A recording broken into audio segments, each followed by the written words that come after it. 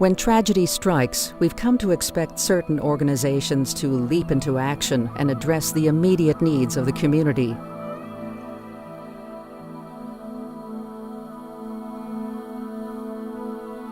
These brave men and women are known as our first responders, and they attend to the essential restoration of safety, shelter, food, and water.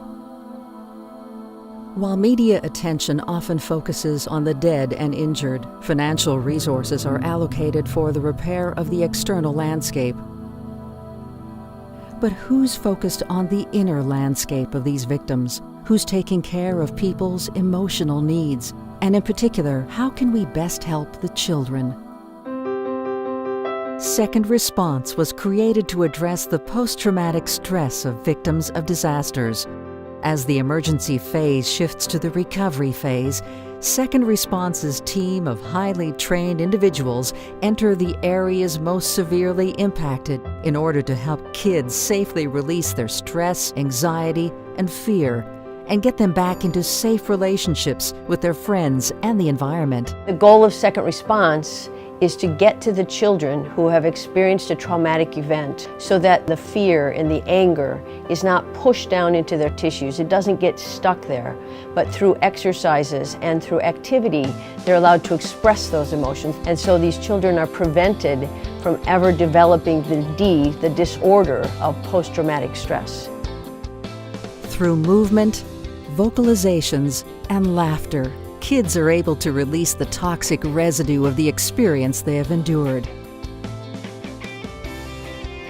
Through our uniquely designed training sessions and PLAYshops, Second Response guides kids and their caregivers to play their way back to a deep sense of safety and security. It's in the playing where children and parents reclaim hope.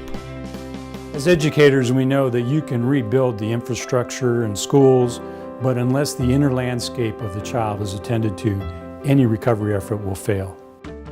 The mission of Second Response is to prevent and reduce children's post-traumatic stress-related symptoms and to build capacity on the ground so that future events can be met with similar, effective responses by trained local caregivers.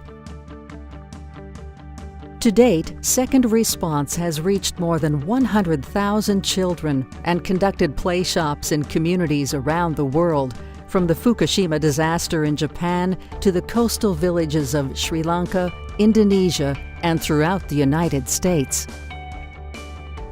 To the children, what we bring is fun and games.